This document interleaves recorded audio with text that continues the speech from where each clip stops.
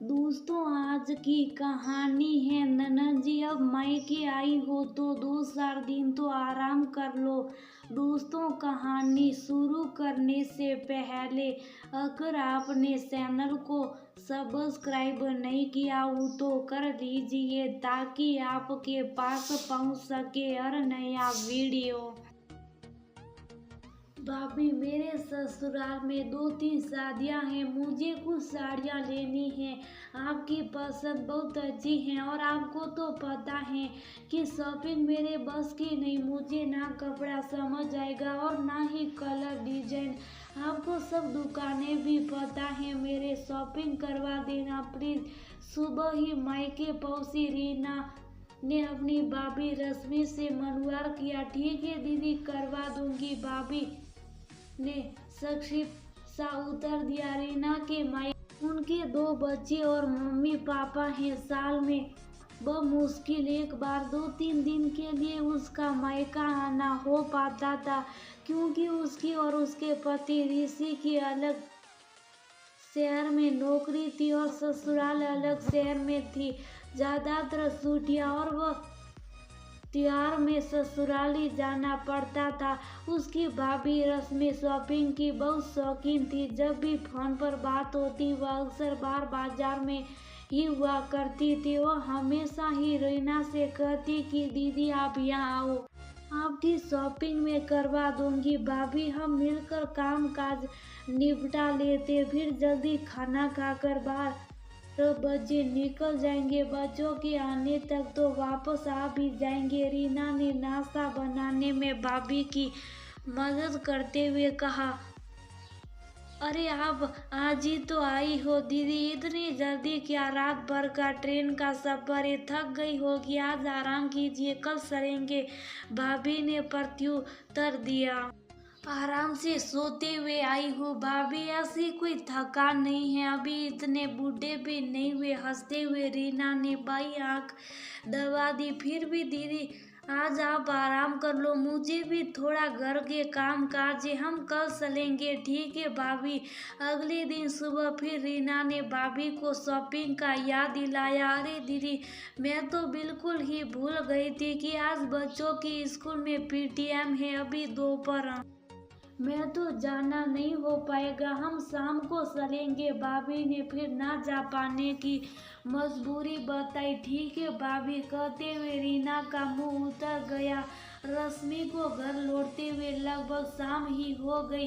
रीना शाम के खाने की तैयारी कर के उनका इंतजार कर ही रही थी। देखा तो भाभी के दोनों हाथ में बैग्स भरे हुए थे। अरे दीदी, बाहर निकली थी तो सोचा कि जरा घर का जरूरी सामान खरीदती चलो। सर्फ साबुन अनाज मसाले थोड़े थोड़े खत्म हो गए थे। भाभी ने रीना के चेहरे पर प्रश्न चिन्ह देखकर अपनी सफाई दी। कोई बात नहीं भाभी, आपको फोन लगाया तो लगा नहीं। आपको देर हो रही थी तो मैंने शाम का खाना बना लिया। बस जब खाने बैठेंगे तब गर्मा गर्म रोटियां सेक लेंगे। आप आराम से बैठो, मैं साइड सटा देती हूँ, फिर हम। हाँ दीदी, बढ़िया सी चाय पिला दो। आज तो मैं बहुत ज्यादा थक गई हूँ। एक सामान इधर तो दूसरी उधर लेने जाना पड़ता है। रीना की बात काटते हुए रश्मि ने रीना के हाथ में बैग्स पकड़ाए और सोफे पर पसर गई।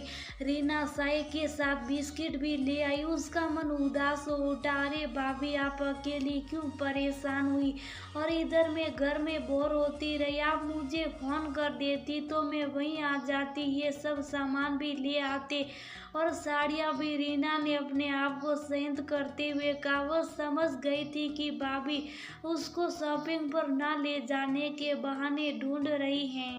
दीदी, आप वहाँ भी काम करें और यहाँ भी, ये अच्छा नहीं लगता। आप मायके आई हैं तो 2-4 दिन तो आराम कर लो। रश्मि ने अपने सबर में दुनिया जान की मिठास घोल ली। रीना शुभ रह गई। मायके में आराम, सुबह के नाश्ते से लेकर दोपहर का खाना और रात के खाने तक कहाँ वो पल भर भी बैठी। ना ही मम्मी पापा के साथ वक्त बिताने का अवसर मिला, क्योंकि वह तो काम में उलझी रही। भाभी, रात का खाना तो बन ही गया है, आप थोड़ी देर आराम कर लो, हम फिर निकल चलेंगे। वैसे भी ज़्यादा घूमना तो है नहीं, आपकी जो एक दो फेवरेट शॉप है वहीं से लेना। रीना ने चाय का आखिरी घूंट खत्म करते हुए कहा, दीदी शाम को ना बाबा नहा, इतनी ज़्यादा भीड़ होती है कि मज़ा ही नहीं आता। दुकानदार का भी आधा ध्यान दूसरे ग्राहकों पर होता है। भाभी ने फिर सफाई से ना जाने का बहाना बना दिया, पर भाभी हम 7:30-8 बजे चलेंगे, तब तक भीड़ सट जाएगी। महिलाओं को भी अपने अपने घर खाना वगैरह बनाना होगा ना। रीना ने उपाय बताया, पर दीदी उस समय ट्रैफिक का तो पूछो ही मत। वैसे भी आज मैं बहुत ज़्यादा थक गई हूँ। वह तो अच्छा हुआ कि आपने खाना बना लिया, नहीं तो बाहर से ऑर्डर करना पड़ता। वैसे चाय बहुत बढ़िया थी, अब ज़रा थोड़ी कमर सीधी कर लो, कहते हुए भाभी अपने कमरे की ओर बढ़ चली। रीना समझ गई कि भाभी उसको टाल रही हैं, उसका मन खट्टा हो गया। ऐसे तो भाभी फोन पर हमेशा उसको बड़े प्यार से कहती रहती हैं कि आप यहाँ आओ तो आपकी शॉपिंग में करवा दूंगी, पर पिछले 2 साल से यही हो रहा है। उसके साथ मायके के 3 दिन भाभी के ऐसे ही बहनों में निकल जाते हैं, पर इस बार तो ससुराल में 2-3 शादियां हैं, इसलिए उसे अच्छी साड़ियां खरीदनी ही हैं। रात में डिनर के समय रीना ने बात छेड़ना उचित नहीं समझा, पर भैया ने पूछ ही लिया, रीना तेरी साड़ियों की शॉपिंग तो आज तेरी भाभी ने करवा ही दी होगी ना, तूने दिखाई नहीं। उसमें से सबसे अच्छी और भारी साड़ी हमारी तरफ से क्यों रस्मी है ना। भैया ने भाभी की ओर देखा, भाभी ने मुस्कुराकर सहमति में सिर हिला दिया। मैंने तेरी भाभी को कल ही बोल दिया था कि तुझे पहले सब साड़ियाँ पसंद करके लेने दे, फिर उसमें से सबसे अच्छी साड़ी हमारी तरफ से देंगे हम। रीना को अब सब माजरा समझ में आ गया था।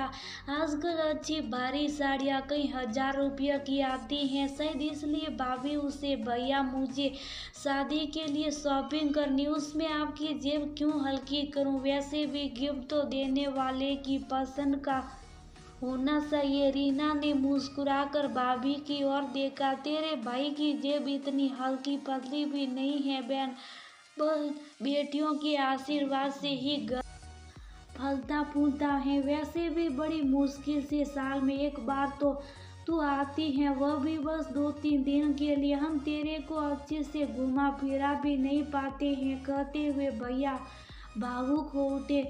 मम्मी पापा की आंखें भी भर आई, रीना के आंसू छलक पड़े। अगले दिन सुबह रीना ने जल्दी भाभी के साथ किचन का काम खत्म किया और बोली, भाभी भैया भले ही कुछ भी कहे, पर मैं आप से बहुत महंगी साड़ी नहीं ले सकती, बस आप लोगों का प्यार हमेशा बना रहे वो ही चाहती हूँ। भैया कहाँ देखने आ रहे कि कौन सी साड़ी कितने की है, उन्हें हम भले ही सबसे महंगी वाली बताएंगे, पर उसके पैसे तो मैं ही दूंगी, आपको मेरी कसम। रीना ने भावुक होकर रश्मि का हाथ थाम लिया। अरे नहीं दीदी, ऐसा होता है क्या, भला आपके भैया ने बिल्कुल सही कहा कि सबसे अच्छी साड़ी हमारी तरफ से होगी। रश्मि ने जबरन मुस्कुराने का प्रयत्न किया। रीना का मन हुआ कि कह दे कि भाभी पहले साड़ी खरीदे तो सही, पर प्रत्यक्ष के बस इतना बोली, नहीं भाभी आपको कसम है, आप लोगों का प्यार ही मेरे लिए बहुत है, बस अब आप जिद मत करो। दीदी चलो फटाफट तैयार हो जाओ, हम खुलती दुकान में पहुंच जाएंगे तो फटाफट काम हो जाएगा। बोहनी का समय होगा तो वह और भी अच्छे से हमें साड़ियाँ दिखाएगा। रश्मि ने मुस्कुराते हुए रीना का हाथ दबाया। पर भाभी दोपहर का खाना हमने सब बना तो लिया है, खाने के समय तक वापस आ ही जाएंगे, अब देर मत करो, फटाफट तैयार हो जाओ। वैसे भी 10 बज गए। हाँ बेटा आराम से जाओ तुम लोग, अगर देर हुई भी तो तुम्हारे पापा और हम खा लेंगे, मम्मी ने कहा। रीना मुस्कुरा उठी, उसे अपनी भाभी का शॉपिंग में न जाने का बहानों का कारण जो मिल गया था। वैसे भी उसे तो खुद ही अपने पैसों से साड़ियाँ खरीदनी थी। बेटियां मायके सामान लेने नहीं आती, बस प्यार ढूंढने आती हैं। उसने बस भाभी के मन के संयम को उसने दूर कर दिया।